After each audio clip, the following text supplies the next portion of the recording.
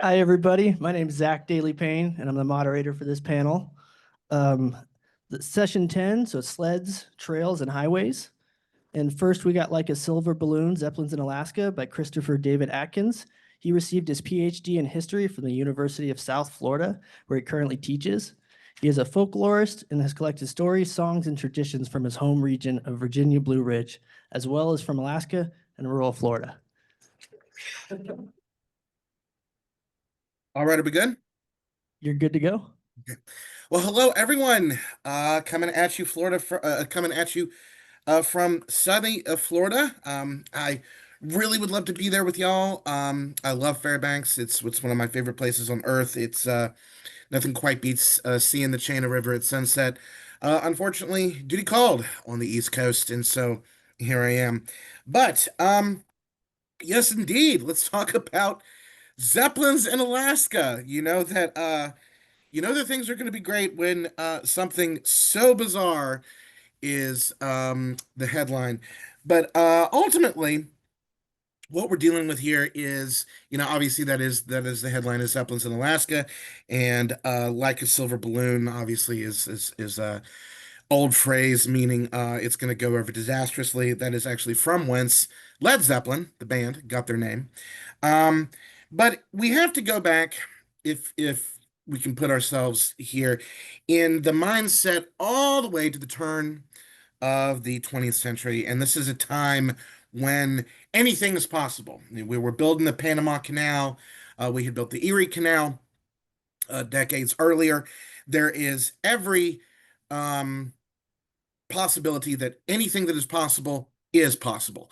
There's a lot of free money and there's a lot of bad ideas, a lot of good ideas, but a lot of bad ideas that are floating around in Alaska at this point. There's a very infamous.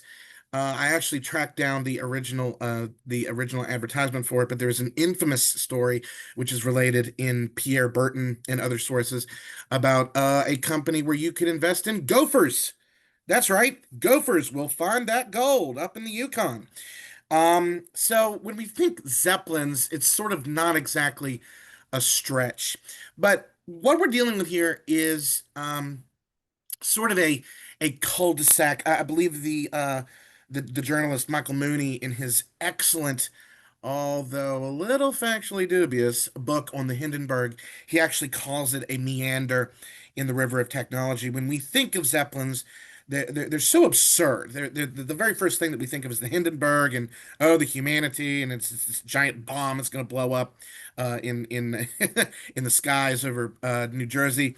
But Zeppelins were at the time a part of the history of, first of all, the history of aviation, the history of air travel, and in a broader sense, the idea and concept of putting airships in the Alaskan skies is part of this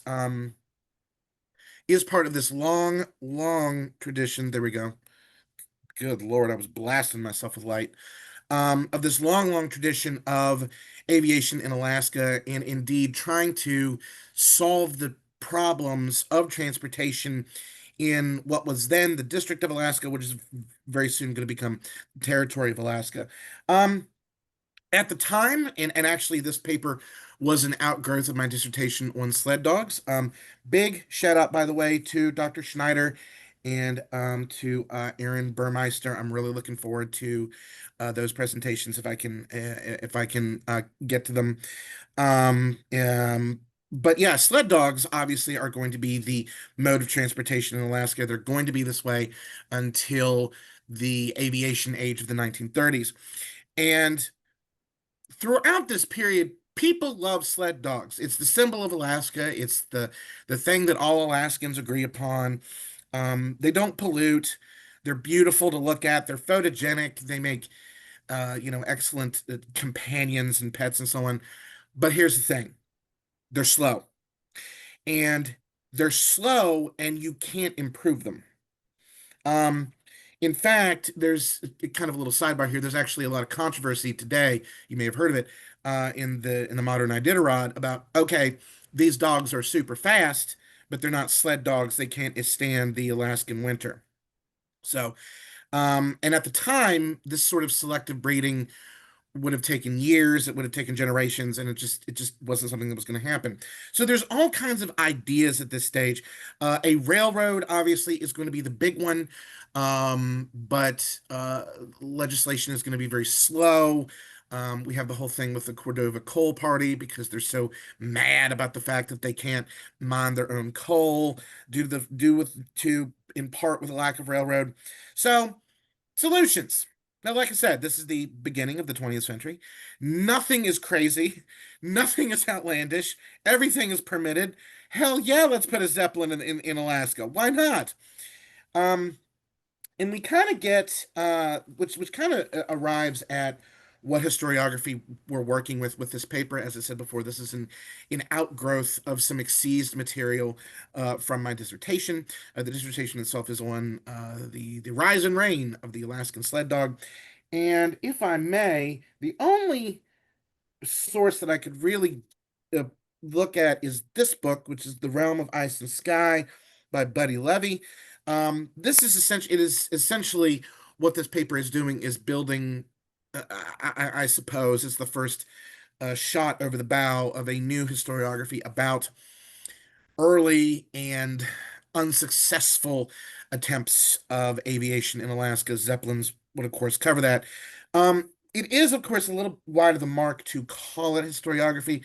Buddy Levy also, for instance, wrote a another book called Empire of Ice and Stone, which is about the boat disaster that I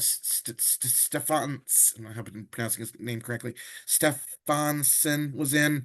So he's a popular historian, dramatizes a lot of stuff, adds a little pizzazz, adds a little flair, a little theater, which is sort of why I say it's wide of the mark to call it historiography. It is not a monograph. It is very made for a very generalized audience. But other than that, I really couldn't find anything in the literature that really talks about Zeppelins in Alaska, airships in Alaska. What was the that weird period between 19, we'll say 10 and about 1935 when we finally start to see the growth of airmail. Um, so let's get into it. Obviously, Zeppelins were the brainchild of Ferdinand von Zeppelin, the German inventor and nobleman, and he floated his first Zeppelin, which was the LZ-1, over Lake Constance in 1900. He was also the founder of the first commercial airline. Obviously, there's a first for everything. There's a first commercial airline. It was called DLAG, which is German for, hold on, I have it here, Deutsche Luftschifffahrtsaktiengesellschaft. And the last word there can be abbreviated AG. It's a very common word in German. It basically just means company, pretty much. But DLAG was the world's first commercial airline. It was founded in 1909. It is at this point that we get a very mysterious article in the Alaska, I believe it was the Alaska Citizen, December 19th, 1910, which talks about the formation of what could have been the first Alaska Airship Company. Maybe it was a separate corporation. I'm not thrillingly sure. Um, but it was dreamed that they would take airships from places like Seattle, Juneau, Portland, Tacoma, and that they would come to different ports or different areas of Alaska that were more interior, more distant. Fairbanks, obviously. Um, Anchorage had not been founded yet, so it would probably be more like Seward, Nome, obviously. And this was the very first time that we hear about it. It then disappears. We don't hear anything about it again for 15 years. This is going to be, by the way, a pattern in studying airships, Zeppelins, whatever you want to call them, in and apparently there is a difference, and it was explained to me, but it's sort of like all ravens are crows, but not all crows are ravens. I mean, if I see a big old blimp, I'm just going to be like, oh, Zeppelin. You know, um, this is a common thing that happens here is that we see something, it's reported in newspapers or something like that, and then it disappears. We don't know what happened to it. Um, and this is actually the first time. Now, as we go forward through the 1920s, we do see more and more attention being paid to, excuse me, the airship idea. And this is going to be very important, particularly after 1925 with the Gnome Serum Run. I believe that there was actually a panelist who is, oh, wait, actually, it's Dr. Schneider who's going to talk about the Gnome Serum Run. Um, After the Gnome Serum Run, it became very apparent that overland routes in Alaska could only be done really through um, dog sled. There is a fairly lengthy historiography of what I have called steampunk in the snow, which is to say like motorized vehicles or prototypical motorized vehicles. None of those caught on. Obviously, we're not going to see any major snow machines ipso facto until the founding of the Bombardier Company many, many decades later. So, overland, it's only dogs. What can we do? How can we get? What if we have another disaster? What if we have another Nome and it's not Nome? Let's say it's Anchorage. Let's say it's Fairbanks, a place that has many thousands of people, and it's not just diphtheria. It's something worse. So the notion of connecting Alaska and the notion of interconnecting Alaska in the air becomes the idea that really catches people's attention. And in 1920, we have the Harvey Campbell Aircraft Company, um, which was founded by a gentleman named O.A. Campbell. They keep making promises that are never delivered, and this is very. I think also, remember when I said we have to take our minds back to the turn of the century. This is really kind of indicative of a lot of American history, which is hucksterism, promises that, oh yeah, it's like mechanical snake oil, pretty much.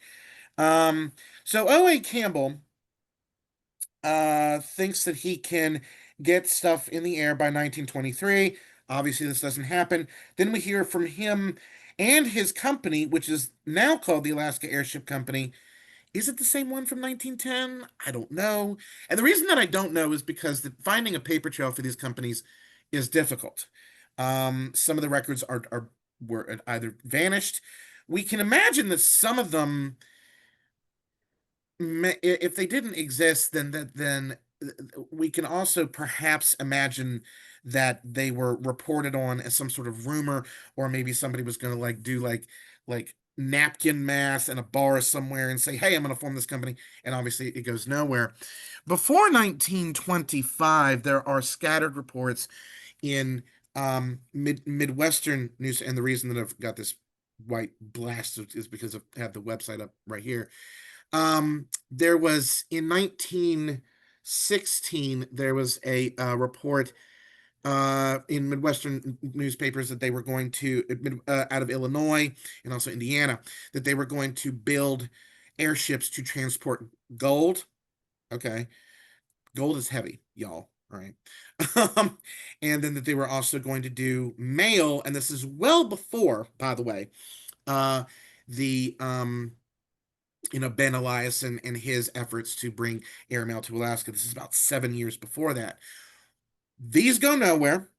I don't know from whence they come or where they go. They just exist. And it's sort of, as a historian, I think that this does happen a lot. We see great finds, great leads, and then they just evaporate. And speaking of evaporation, in 1925, the Alaska Airship Company, remember Campbell's Corporation, takes out a huge ad in the Seward Daily Gateway, talks about how it is going to be the way of the future. They talk about how well capitalized they are to the tune of $250,000, which is a lot of money in 1920s, obviously. And even after the well-publicized Norge, I think that's how it's pronounced. No one's ever corrected me. Incident, which happened in Teller, people are still on the idea of Zeppelins. They're still on the idea of airships that could fly in Alaskan airspace. But here's the thing. Even though it was supposedly well capitalized, and even though it had a prominent Alaskans such as W. H. Chase of Cordova, and supposedly the machines were going to be built in Italy, um, we don't see any Zeppelins. We don't see any company. We see nothing. It just disappears. And this is, once again, it reads to us as though it was this big scam. Finally, is my time coming up? Oh, you got 5 minutes. Sorry. 5 minutes. Okay, I can do this. Um, there was supposed to be after this was supposed to be also like infrastructure put in place in places such as Fairbanks. They were going to have a place for the Graf Zeppelin, which was a sister ship of the Hindenburg, to basically land. Land was donated. There was actually a construction that went on, and of course, nothing came about that either. By the time of the Hindenburg in 1937, we already see airplanes themselves, which are very reliable. They're fast, they're quick, they're not huge, they're not ungainly, and they can deliver stuff far faster. And of course, 1937 is the year of the Hindenburg disaster itself, which kills once and for all any kind of Zeppelins in the global imagination, not just the Alaskan imagination. So the what can we learn from this? Well, basically, the tale of airships, the tale of Zeppelins, is the tale of the need for infrastructure, the need for development, the need for transportation in Alaska. But it doesn't, oddly enough, die out. And actually, my colleague and my mentor, Ross Cohen, actually reported in his book, The Long, hold it up here, The Long View, that there was actually a scheme fairly recently, if I can get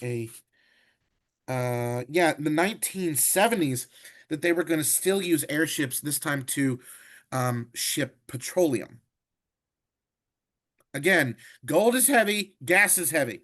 Um, and just ultimately to conclude, what can we learn from this? Well, again, this is a very strange chapter in Alaska history, which has, as we know, several chapters that are very strange.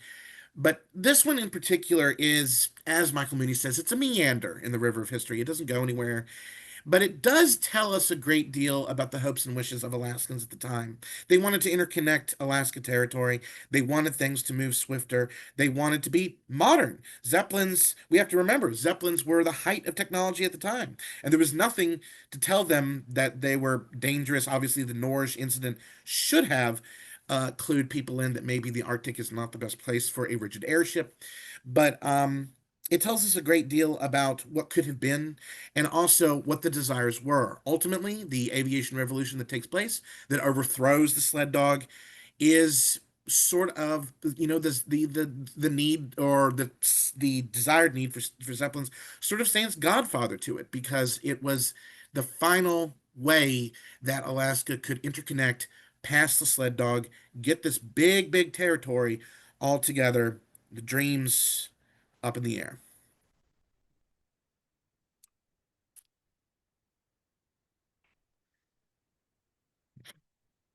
Thank you for that.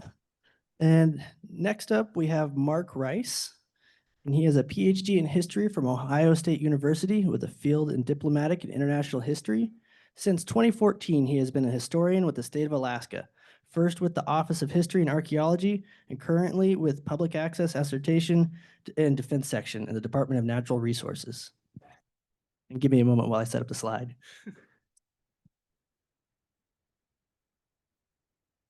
I can get going here. Some of you may remember the Road to movies with Bob Hope and Bing Crosby. In 1946, they premiered another one. This one was the Road to Utopia. Otherwise, or at least what Utopia was in the Klondike. Now, give it a second here.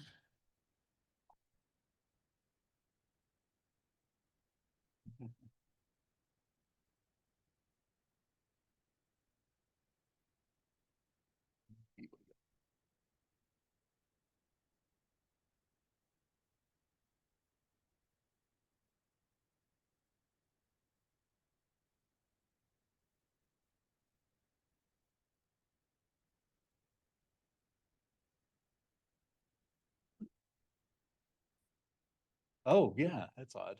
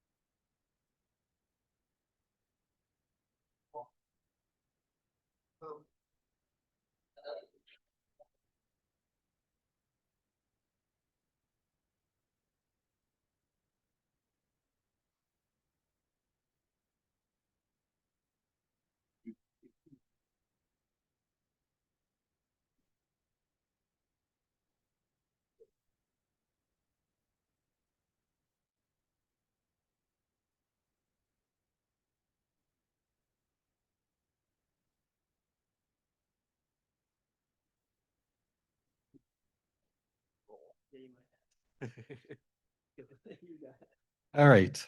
Hopefully that's our technical issues for this panel here. So yes. No, maybe. Maybe just do this. There we go. So Road to Utopia, as you can see, Road to the Klondike. Bit of an irony here, of course, is that there was no road to the Klondike at the time that the movie was set in, the gold rush time. But there was a road to Alaska, to the Klondike, when the movie was filmed during World War II. It was released in 1946. And so you have, of course, the Alaskan Highway pushed through by the Army during the World War II. And this goal after the war, even, of developing a road to Alaska through the Alaskan, through the Alaska Highway, what became known as the Alaska Highway, through the US and Canada, jointly running and maintaining and keeping this road open. And that brought a hope amongst, especially the boosters in Alaska, that you could, that they could dream of the economic possibilities of once and for all, once and finally being able to drive to Alaska from the lower 48, something that had never been possible before. And that would bring a big population boost. Now, during the war, of course, there had been all of this new infrastructure in Alaska as a result of the war effort. Most importantly, the Alaskan. But it was also brought up thousands upon thousands of soldiers who were stationed to Alaska and who started to think about living in Alaska once the war was over. And they were encouraged by the government, by Franklin Roosevelt, when he visited Alaska during the war and said to the soldiers, you can come up and live here after the war. And so you have soldiers like one Sergeant Hurst from Talladega, Alabama, talking about how there's plenty of land and lots of opportunities in Alaska. And the Department of Interior, which controlled Alaska policy, was getting thousands of letters, thousands of inquiries from servicemen looking to relocate to Alaska after the war. And so there's all this public attention. There's movies like Road to Utopia, and there's newspaper articles and editorials writing about the possibilities, the opportunities in Alaska. The Oakland Post-Intelligencer in January 1946 wrote that the war, the Alaskan Highway, the age of swift transportation have brought Alaska out of the attic and back into the daily picture. One of those who took advantage of these ideas was George Sundberg, a federal official in Alaska who wrote Opportunity in Alaska in 1945. He saw the renewed attention from the war on Alaska. He saw the interest amongst veterans to go to Alaska, who wanted more out of life. They had seen the world outside of their small towns and wanted to live a different life than they had been doing before. And then there was, of course, the attraction of wilderness that seemed to be common amongst many Americans. And so he laid out some of the opportunities in Alaska in a fairly realistic way, but what he termed 1,000 careers in 10 chapters. So he went through forestry, he went through fisheries, he went through mining, and described what it was like to do those things in Alaska. In his eyes, a population boom in Alaska would create an internal market, which would make it easier for things like farming, because these farmers would now have an internal market that they could sustain themselves on. And that would bring up even more farmers to take advantage of this new market. Now, he wasn't, like I said, he was pretty realistic. He did provide several words of caution in the book, noting how difficult it is to farm in Alaska, how difficult it is to break into industries where there are established companies already here, the high costs of living, and things like the needs for capital in establishing yourself in Alaska. So there was this idea that the road could open up these opportunities, but it didn't really live up to that potential, at least in the first few years. It remained largely unpaved and unmaintained through the Canadian section. Neither the Canadian government nor the provincial governments that it ran through were particularly interested in spending money on it. They actually didn't want to take it over after the war, but the agreement said that they would. And so it was hard to drive. You needed things like extra gas, just in case you ran out of gas too far from one of the service stations. You needed spare parts because even if you got to a service station, chances are they weren't going to have the part that you need to fix your car. And even if you got, even in the Alaska section, which was paved, you had to deal with frost heaves. We've all dealt with frost heaves. Now imagine doing that in a 1930s or 1940s car, and you can get a sense of how a highway was difficult to drive. But some people did come up. People were seeking that new lifestyle, new opportunities, economic opportunities, looking for jobs in what they thought would be a booming economy, looking for a freer life. A quick example, 3 New Jersey veterans in 1949 hopped in their car and set off for Alaska. And their local newspaper mentioned how there were golden opportunities up yonder and that their neighbors would perhaps envy them, for even the most urbanized of men have known the yearning to chuck it and start fresh out in unfamiliar climes. In 1949, these travelers got the milepost to help them along. Milepost is largely focused on tourists. It's a guide for driving the highway, for being able to get the service that you need, for finding the sites that you want to see. But there is information for settlers in it.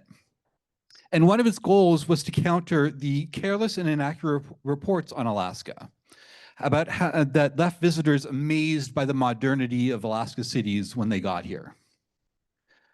And soon it was touting the tide of humanities, which flowed westward over the Rockies to found the great empire of the Pacific, is now rolling northward, populating and developing the magnificent wilderness regions. For them, the Alaska Highway and the resultant accessibility by automobile from any part of North America, coupled with the attendant publicity, big payrolls, and the opportunities for new business, has brought about a sudden growth in population that's unparalleled in our time. The Northland was on the threshold of a new era of prosperity. And population did increase through the 1950s in Alaska, but not very quickly.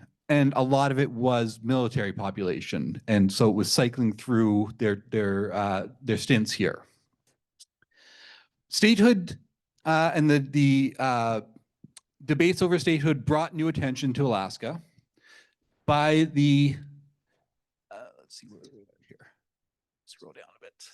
By the mid-50s, Alaska was appearing on the cover of Time magazine. There were articles on Alaska in National Geographic, Better Homes and Gardens, all sorts of magazines and newspapers across the country. And that brings us to what is possibly the culmination of this post-war road to Alaska possibilities for the new states. And that is the 59ers, what they called themselves the 59ers in Detroit. About the time that Alaska was getting statehood passed in Congress, there was a group of friends in Detroit who were talking about it. And I don't know what they said exactly, but I imagine it was something like this, you know, oh, did you see that Alaska is going to be the new state? Oh, I've always wanted to go to Alaska. I've wanted to visit there. You know, it'd probably be pretty interesting to live there. We should do it. And somehow that actually turned into plans to go to Alaska and to move to Alaska. Now, part of that was because even though we see the 50s as having this great economic boom time, and it was largely in the US, by the end of the 50s, Detroit was actually in recession and unemployment was rising and jobs were harder to come by. And so there was this possibility of getting out of Detroit and getting a new economic start. And so in January 1959, these friends sent a couple of their own up to Alaska, flew them up to Anchorage to scout the possibilities of homesteading in Alaska, getting free land in Alaska. And they went out to the countryside, they looked around, they talked to federal officials, and they reported some positive possibilities. And so this now grew into an idea to collectively homestead 32,000 acres, probably somewhere in the Kenai, create either New Michigan or Michigan City, the name kind of changed around a bit, and to do this all collectively. They would pool their resources, pool their equipment, pool their proceeds, and create this collective community in Alaska of homesteads. By March, very quickly, just a few months after that scouting trip, more than 30 people were ready to go. And it was getting newspaper attention, not only in Detroit, but across the country. And there were comparisons to westward migration of the previous century. Terms like pioneer, adventure, frontier abounded in the newspaper coverage. They were compared to the wagon trains of the Oregon Trail and the like. Although this time, of course, without having to travel through savage Indian territory, without having to deal with disease, and without having to deal with oxen because you could drive your car rather than an ox-driven wagon. Now, I said that one of the reasons that they were leaving Detroit was because of the economic situation there, but it was more than that. In fact, a lot of the 59ers had jobs, good jobs. They owned their homes. And so to make this trip, they had to quit their jobs, sell their homes, leave all that behind. But for them, this was a freedom from time clocks, foremen, and traffic cops, a land of their own, a new start. So in many ways, they were like the suburbanites that were starting to move out of Detroit at this time into the outer suburbs, except that it was obviously a lot farther away than Grosse Pointe or anywhere else in the suburbs of Detroit. And they weren't moving to a ranch house with a white picket fence and a nice lawn. They were moving to a homestead with trees to clear, a house to build, and land to work. So it's a little different, but a lot of the ideas are very much the same. So March 5th, 1959, they gather at a drive-in lot in Detroit, surrounded by thousands of people to send them off. Both the major Detroit newspapers, the Free Press and the Detroit News, send reporters to accompany them on the entire trip, sending back daily stories from the road. And I can almost imagine the rush when they got into each new town to find the nearest telegraph office and the nearest phone to call back their story for the day, to get the scoop on the other guy. There was a life photographer at the send-off. He got on a fire truck, got the ladder all the way up to take his photos. And so off they went March 5th. Now you're probably thinking March is probably not a good time to drive the Alaska Highway. In fact, the milepost said it was probably better June, July, August. And the truth is, March was not a good time to leave to drive through the Midwest as well. Not only did they take a wrong turn the first day and get lost, they hit a snowstorm in Indiana, and there was snow all the way through Wisconsin. And then in Minnesota, a cattle truck totaled one of the cars as it was sitting on the side of the road. Fortunately, no one was hurt, but the car was done and they had to repack everything. Now, Anchorage had actually just ordered a new garbage truck from a company in Detroit. And they sent someone down to drive it from Detroit to Anchorage, and he was there at the same time as this accident happened. So he took a lot of their goods, their equipment, their stuff, and loaded it into this garbage truck because it was still clean. It hadn't started taking garbage yet. Again, this was a very highly publicized caravan. Everyone knew they were coming as they drove along the highway. They had state trooper and police escorts on the highway and into towns. Towns threw ceremonies, gave them parties, threw them dinners, gave them gifts. This was real national attention. And by March 16th, they made it to Dawson Creek and were ready to hit the highway. But before they made it to Fort Nelson, which is more or less the first major stop on the highway once you get going, the big moving van that they carried their heaviest equipment in literally broke in half. It was 25 years old, wasn't in greatest shape, but someone had given it to them, and so they were happy to have it. But they had to spend a few days in Fort Nelson waiting for a van to come down from Whitehorse to replace it. Now, they reached the Alaska border on March 25th, and they reached Anchorage on March 27th. So it took them about 3.5 weeks to make the trip in total. Of course, all the Alaskan newspapers were covering this just as closely as Detroit newspapers were. And so there was a lot of attention in Anchorage when they were coming up and getting close. And this really reflected the hopes of Alaskans and their leaders for what the highway could provide now that they have had statehood, especially. According to the Alaska Daily Times, 59ers may be the forerunners of a great migration to the north that will rival the migration to the west that came after the Civil War. Success of these people is important to every Alaskan. They are symbolic of the thousands of others who want to come here and make a home. If they succeed, their venture will be a boon to the development of Alaska's population. Alaska needs people. There was some caution again behind these words. The leaders of the 59ers had gone to DC to talk to their congressional representatives, to talk to the Alaskan congressional delegation. Ernest Greening, senator, then said Alaska needs, quote unquote, the right kind of people. Both Senator Bartlett and Representative Rivers noted that there were problems for homesteaders who were ill-equipped for the frontier, for the Alaska frontier. But that didn't stop the reception that they got in Anchorage. They got a police escort from Palmer all the way to Anchorage on the Palmer-Anchorage highway. When they reached Mountain View, the air raid sirens went off to herald their arrival. There were people along the highway all the way from Palmer, and then the last 18 or so miles into downtown, all the way just straight lining the sides of the streets. They got a literal red carpet reception at City Hall, where there were 4,000 people to greet them.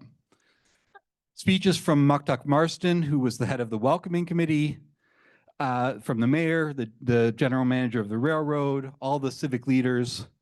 There was a band to play songs for them, including one written by an Air Force sergeant from Elbendorf called My New Alaska Home. They had dinners at the Hofbrau House, at the Copper Kettle, at all sorts of people's homes around the city. And so there was this great excitement behind the 59ers. And it wasn't just this group. All of a sudden, there were groups of 59ers all across the country. There was a second wave expected from Detroit. There were groups in New Jersey, in Utah, and Wyoming, all over the country that seems to suggest that there was this great migration coming to Alaska now that it was a state. According to that garbage truck driver, it was the #1 subject of interest across the country. I won't get into the details of what happened to them after they got to Anchorage, but it wasn't a very successful story, unfortunately.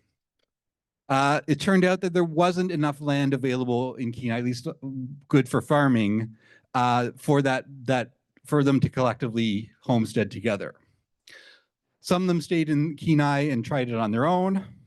A lot of them just ended up back in Anchorage looking for work in Anchorage. There was a core group that said, we're going to keep trying to do this. And so they went up the Susitna River, the Susitna Valley, across the river from Talkeetna, what is now Trapper Creek. At that time, there's no Parks Highway, there's no road to get up there. So they had to use the railroad to get up to Talkeetna and then pull all of their goods, all of their equipment across the river, which was barely frozen by the time they got there, just made it over the river ice, and settle into homesteading along the Susitna River. It was a pretty harsh winter, as you can see. That's not the ideal bathing situation for your infants. And by spring, there were only about 5 families left, five groups left. And only a couple of them made it long term. The 70s and 80s when this more or less the last ones left Alaska. So there was no great migration or population growth until really the oil strikes, the pipeline construction started. But I don't want to leave this on a down note. So I will tell you about a family that did come up around the same time, just a few months before the 59ers. They were from Urbana, Illinois, and they'd seen the article in National Geographic, the one with the abundant grocery store and the people sunbathing at Jewel Lake.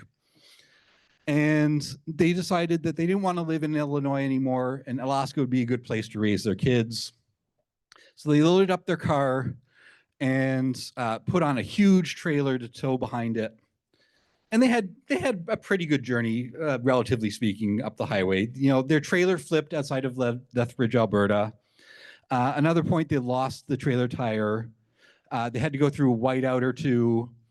They lost their transmission a couple times, but they made it to Alaska fairly easily. And they were able to find housing.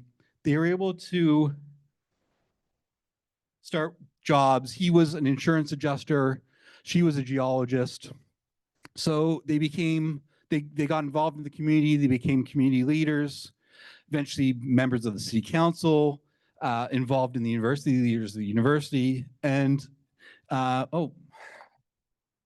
supposed to say supposed to be the reveal there. I don't know why that's not showing. It's if you haven't figured out, it's a Selkirk family who left a legacy through names of streets and buildings, who as a scholarship at the university, and a family who's still involved in the community of Anchorage.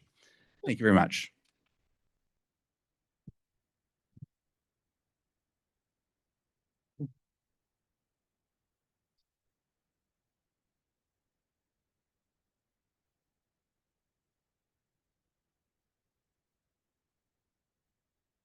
Next up, we got Bill Youngs. Let me get his slides up first.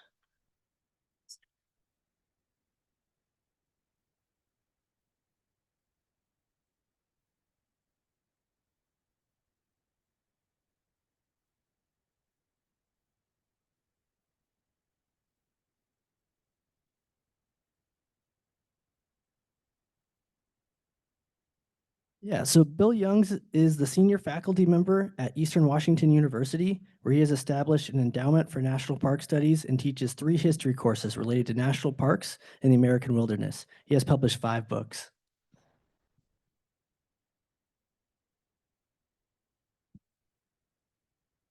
Yes.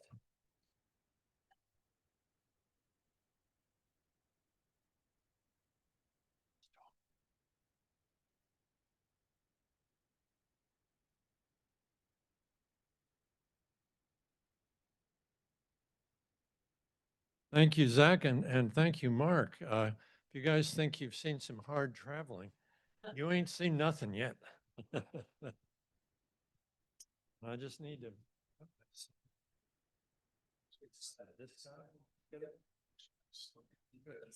All right.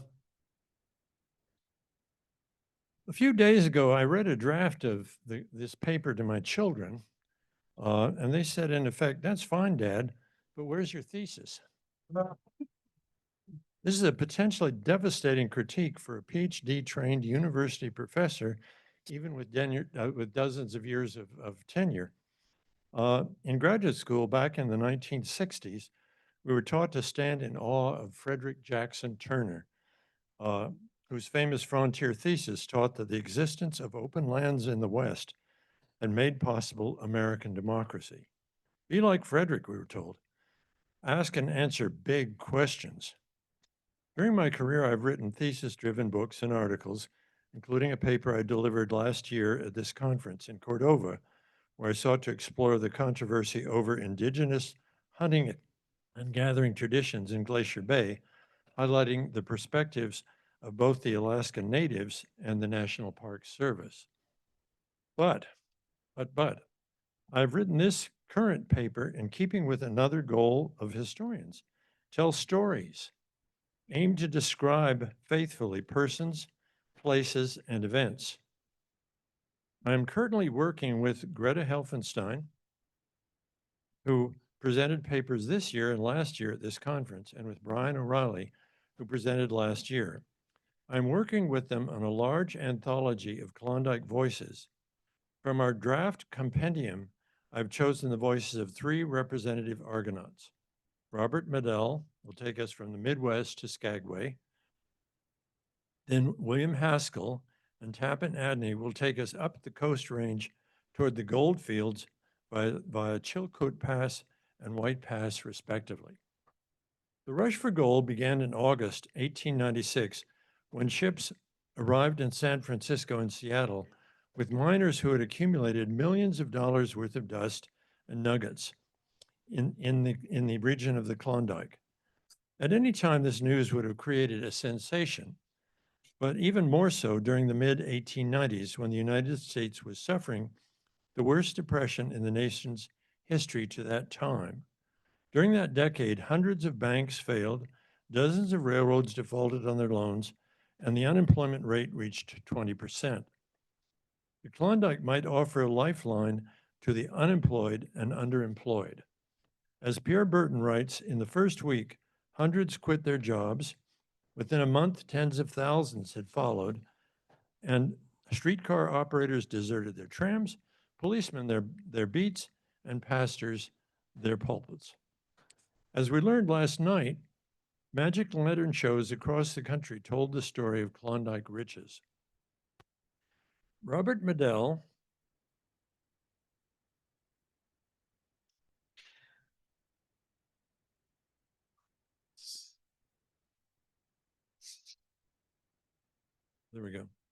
of LaSalle, Illinois, did not immediately quit his job and leave home, but he watched closely as others and his neighbors departed for the gold fields. He recalls, "I, who had known poverty and hardship, got the fever at first, only a rash, then the real thing."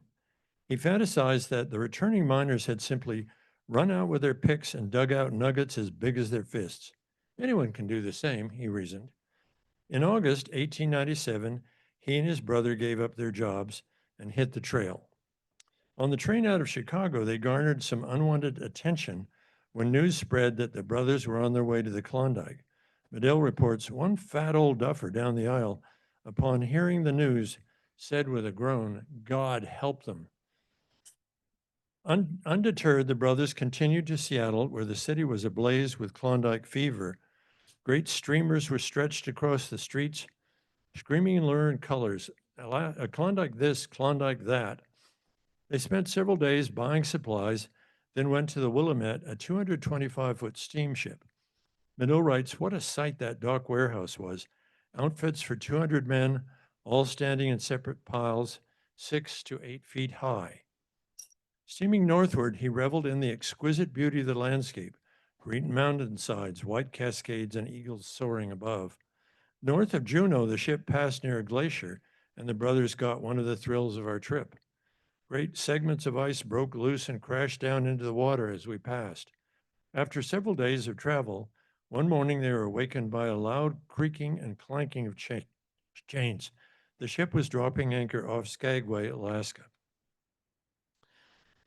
Soon the Metal brothers and other passengers were on deck, looking thoughtfully toward the shore. Robert Medell describes the scene. A queer shoreline stretched before us, a range of hills, the boundary ridge coming out at right angles to the channel. On either side of this range, the valleys whose outer sides are encased by other mountain ranges, one could easily imagine large, dripping, dismal signs saying, "Enter here at your peril." Spoiler alert, the Metal brothers took the Chilkoot Trail and survived the ordeal. But at this point in my narrative, they step aside, and I will turn to William Haskell to continue the story with his own account of the Chilkoot Trail. In a few minutes, Tappan Adney will lead us up to the White Pass Trail. First, we have a photograph here of Seattle, kind of in the age that Medell was talking about. We don't see the streamers across the street, but you can see this as a sample of the excitement in Seattle with the gold rush coming. And by the way, I'm not smart enough to do a whole talk carefully orchestrated so at just the right point, just the right slide comes up. And you've seen a great example. Oh, you've seen a great example of that with Mark. What I'm going to do, though, is beg your patience. I'm going to go through each of these remaining gold seekers. And at the end of each section, I'll give you a portfolio of pictures. But first, the words. William Haskell, author of 2 Years in the Klondike, and a friend set forth from Dyea on the Alaska coast during the winter of 1897. Crossing the coastal range, they would face punishing temperatures of 20 below zero and colder. But the freeze was helpful.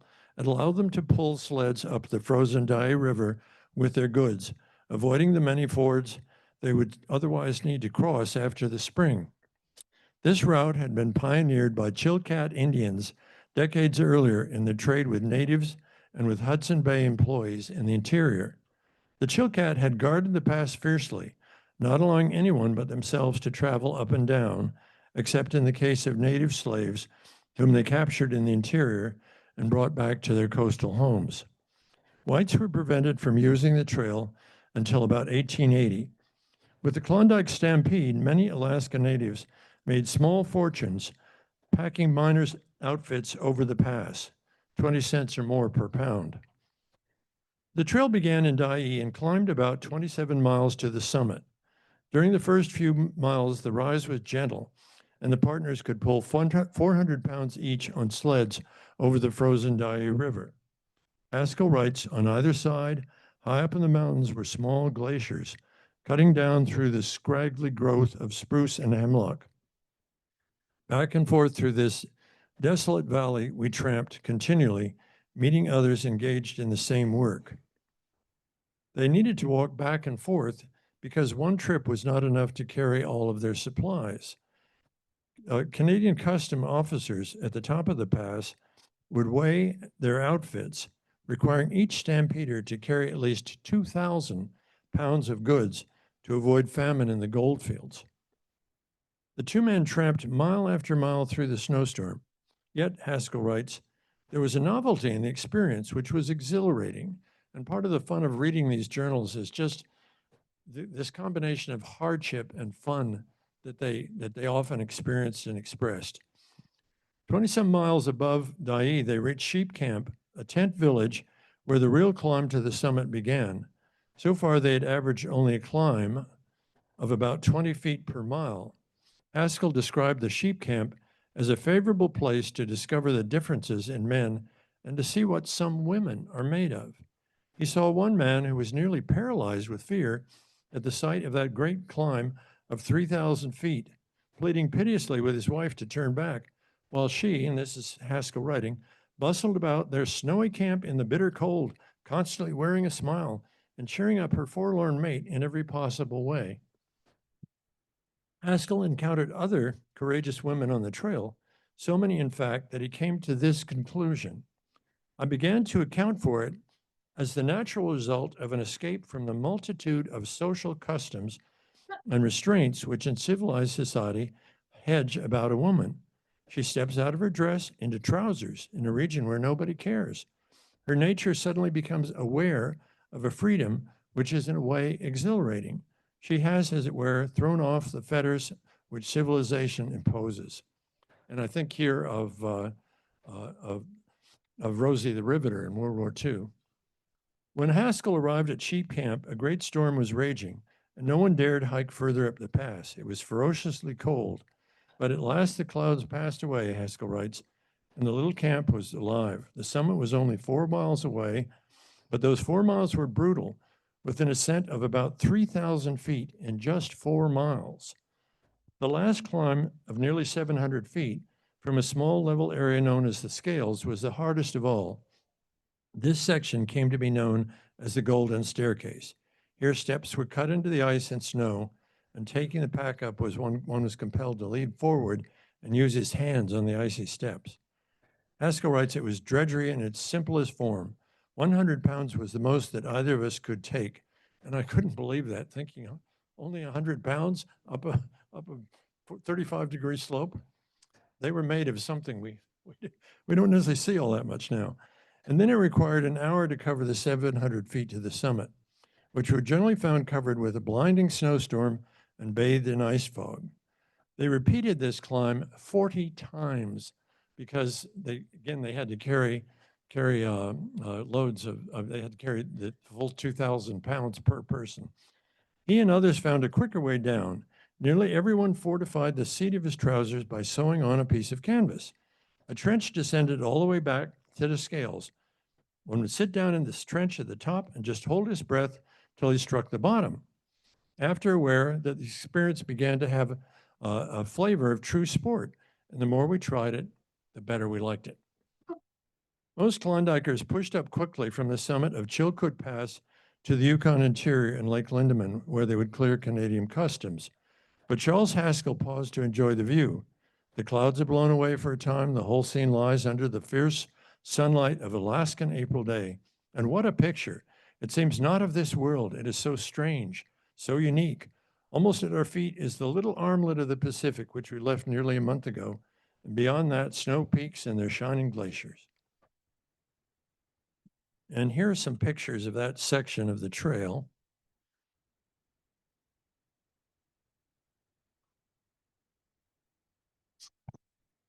This is at Dailey where they started out. This is a famous picture. We saw this in the lantern slides last night. This incredible line of people going up, up, and up. And this picture in particular shows the heavy weights that they were carrying. Now, a little bit later on, a tramway was built, and you can see on the left of the screen there pictures of goods being carried up, even canoes on the top toward the right, and once in a while a Klondiker got in one of the trams and rode on up. Well, moving on to Tappan Abney, he was a journalist and described his first view of the Alaska shore at Skagway as follows: as we steamed slowly into the little bay, a white streak along the shore resolved itself into tents, a city of tents, stretched across a plain hardly a quarter of a mile wide. The scene, he said, was simply bewildering. Tents of all sizes and kind, men cooking over large sheet iron stoves set up outside. Behind these, more tents and more men. Piles of merchandise and hay, bacon smoking, men loading bags and bales of hay upon horses and starting off. As might be expected, everyone was talking about the trail ahead, but as Tabney wrote, it is impossible to find any two men to agree on any detail of the pass. The first 4 miles was said to be fairly good, but after that, it can only be described in words not fit to be heard. Discouraged men are coming down from the trail, and they have one story to tell: terrible hardships, horses falling right and left, 17 in one place. The road, if it can be called a road, in terrible conditions. The horses are green, the men are green. Men who have never handled a horse before are trying to put pack saddles on them. Despite such discouraging reports, Adney continued up the trail for a while. He reports tents are scattered along the way and no one is ever out of sight of men coming and going. The men have set up their stoves, hung out hundreds of pounds of bacon, and the air is laden with the savory smell of smoked beef. Soon the trail grew worse. Think about frost heaves on your paved road. Come on, that's nothing. Soon the trail grew worse. Adney continues, imagine a mountain of goods boxes, some of them bigger than the rest, the size of tents. Imagine them piled in a rough mass, cover them with moss and black loam. The goods boxes are granite boulders. Their outer surface protrude from the mass, hard and bare. We're told that 50 horses a day fall here. No one thinks anything of it. The trail was a death trap for horses. Some fell off the sides of steep trails and were so badly injured they had to be shot. Others suffocated when they sunk into the mire. Many horses were, some 3,000 horses died on the White Pass Trail. So many, in fact, that it gained the unenviable name of the Dead Horse Trail. At this point, while on his way to the summit, Tappet Abney reversed course and retreated to the coast, went about 5 miles north and took the Chilkoot Trail into the interior. I wish we had a count of him on the White Pass summit because he is among the best of many great writers who joined him on the Klondike Gold Rush. But of course, the view of the summits of each of the two passes was essentially the same. And so, from Haskell's account, which we have heard, we'll have to serve for both.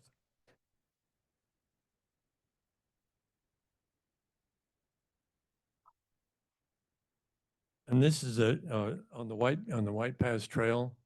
Gives you some sense of the crowding of the trail, the heavy packs of the animals. This is a sample of the great boulders that they had to go over at some points, and many fell at places like this. Many horses did. And the last 3 slides are of the many dead horses along the Dead Horse Trail. So which was the best trail? Let me just say, aside from these personal narratives, and offer a few general facts. Distances and grades. One was shorter, steeper, Chilkoot, but the other was longer and deadly to horses, White Horse. As we've seen, trams were available to carry supplies up the Chilkoot Trail, and soon afterwards, a little railroad began carrying supplies and passengers up the White Pass. The trams were running during the height of the gold rush. The train line was not completed till later. And that's not all. If you're on the Chilkoot Trail on Palm Sunday, April 3, 1898, the area of the scales and the Golden Stairway, you stood a good chance of getting caught in an avalanche that swept some 60 Klondikers to their deaths. On the other hand, if you were in the Skagway, anytime during the height of the gold rush, you might well be cheated, robbed, or murdered by the gang of Soapy Smith, surely one of the great villains of Alaska history. He even built a telegraph line and charged customers to send telegrams to their loved ones. A real service? It would seem so, but the line ran through town and several miles into the wilderness, then abruptly ended. So no telegram ever went to the states, to the lower states. So which was the best trail? I have an answer here from an anonymous stampeder, and it's the best I've seen.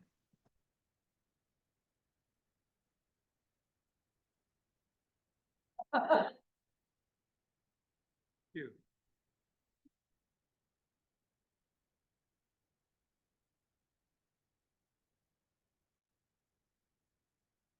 Well, we got some time for questions. Anyone in the audience have any?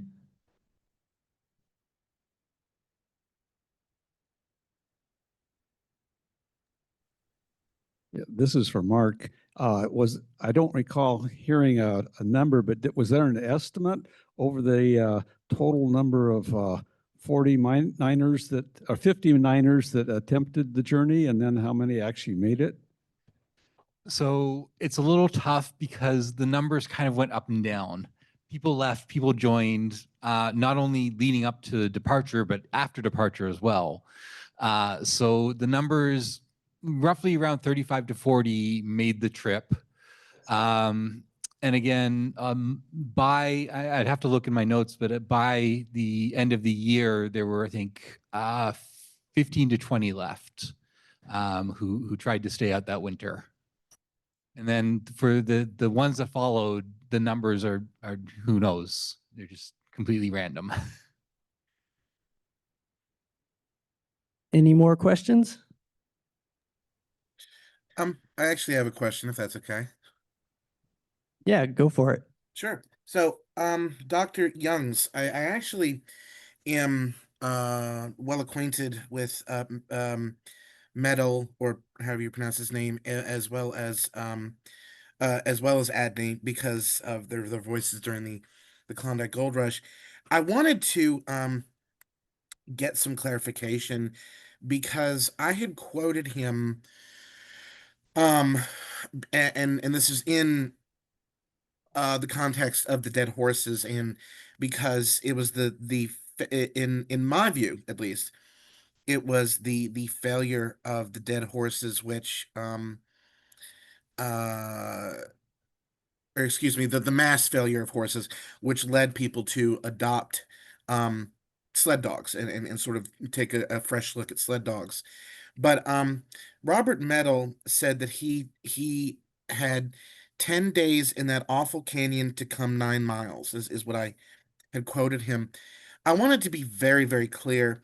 Did he traverse the Dai Canyon, or did he traverse a a different path? And the reason that I'm asking is because that I wanted to be 100% accurate in my own findings. I had that he had crossed the Dai Canyon, but I think you mentioned that he crossed the Chilkoot instead.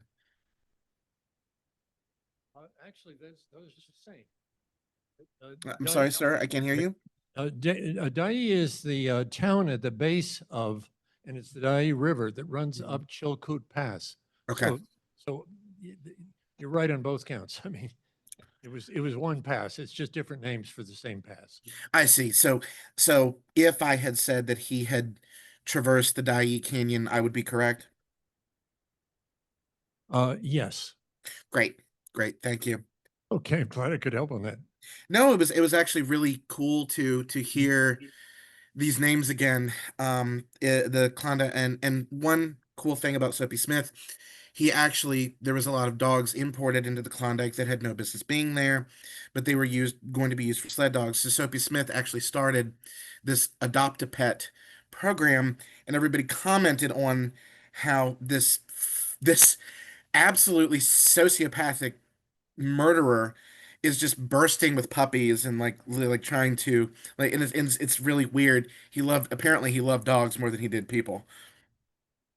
Certainly took better care of them, I guess. So, by the way, thank you so much. Sure. And by the way, I obviously if there were possible to run a Zeppelin over those passes, that would have been a better way to go.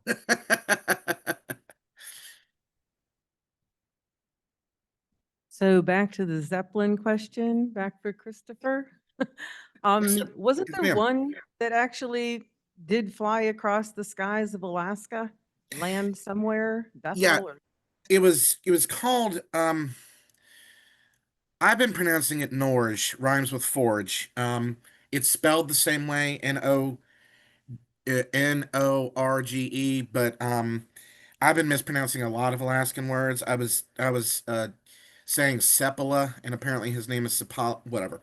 Um, but it was meant to be. It was going to be used for Arctic exploration, and what ended up happening was that its propellers, and one of the reasons that, with hindsight, we can understand that Zeppelins just would not have worked in the Arctic air, is that the I believe it was ice encrusting its propellers, and they wanted to land at Nome, and they were going to make this big deal about Nome. They ended up landing at Teller, and absolutely no offense to anybody who's from Teller, but even at the time, they were like, "Where the heck are we? What is Teller? Who?" And so it was this big fiasco. The Rasmussen Library actually has at University of Alaska Fairbanks actually has a lot of really excellent pictures about the catastrophe that went down. Nobody died, luckily, nobody was injured, but it was enormously embarrassing for um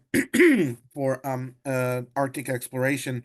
There was actually another and actually lethal Arctic expedition which had been undertaken by the Swedish explorer S.A. Andre, and it also had ended in disaster, but in its case it was a lethal disaster. um it just was not it was and Nome itself is sort of notorious for having really bad weather. It's buffeted by the Bering Sea. There's lots of accounts of storms. Even at the time, there was a one that almost wiped the town out completely, and I believe it was 1913. So yes, to answer your question, it was the Norge. I think that's how it's pronounced. It may be pronounced Norge, but again, it's one of those like I mean, I was well into graduate school before I figured out it's pronounced epitome and not epitome. So, but yes, that was the one, and it was a rather dubious chapter in Arctic exploration. I just want to add to this, and it could be this is the episode you're talking about, but Svalbard, an archipelago of islands pretty much off the north coast of Mhm, Greenland, mhm. well north of here, and pretty much Mm. further north than the northest point in Alaska, or at least almost. But maybe that's the expedition you were talking about. People did take I think it may have even been a hot air balloon, and attempted to Yes, cross to reach the North Pole yes, that way, and yes, yes, it was. they went down. You know, Hmm. Yes, it but at was. least, people had tried something even harder than Alaska, though not a very good example. This question for Mark.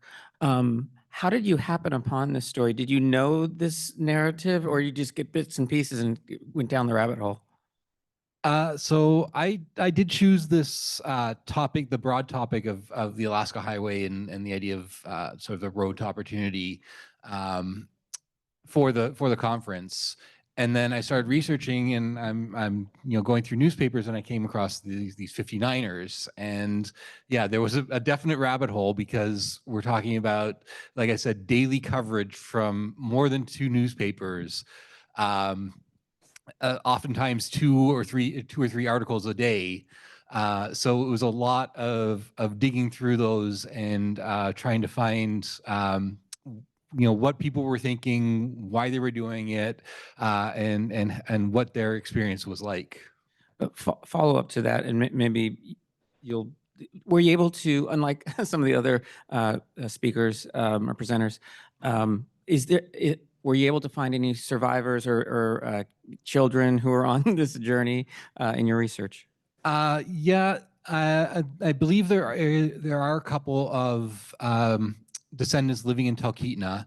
And as I said, Trapper Creek is was essentially built where they started their homesteads. So it sees itself as sort of a descendant community of this enterprise. I haven't had the chance yet to dig further into that, but it is one thing I'm going to try to do. Any more questions?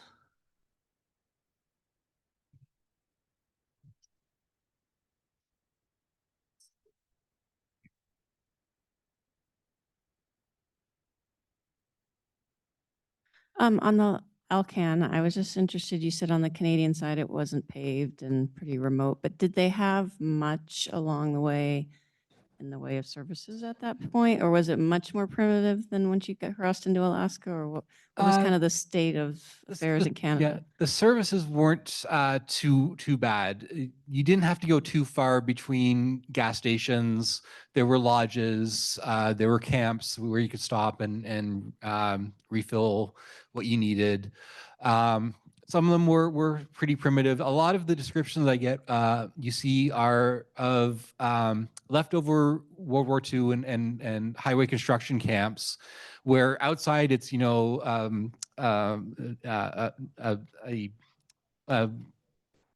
a building, a military building, very ugly, very basic, very not very appealing. But you open, you're brought inside by the couple who are running it, and it's been made up very nice. It's been very homey and very comfortable. So by this time, yeah, the services were improving. It's just that was on the private side. The public side of the road maintenance and that was very different between the Canadian side and the American side. Any more questions?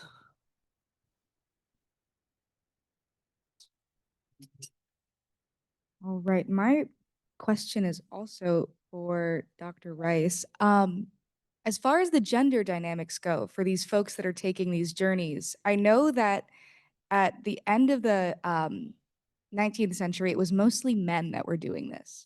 Is that similar in the 50s, or is it entire families? I know you mentioned a few family units, but I'm curious about I guess like the demographics that are completing the journey. That's a good question. You do see some individuals going up. I mentioned the three veterans from New Jersey in 1949. But it is mainly families. The 59ers were almost entirely nuclear family groups.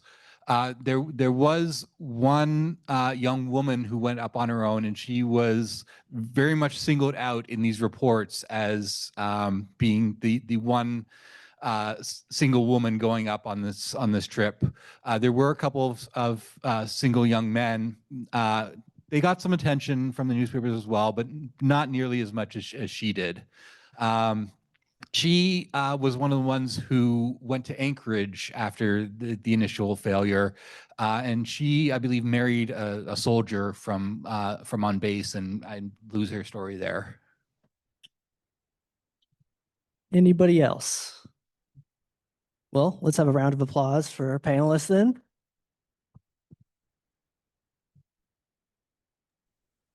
And that concludes this session. We hope to see you all at the banquet later. Thank y'all so much. Y'all stay warm up there.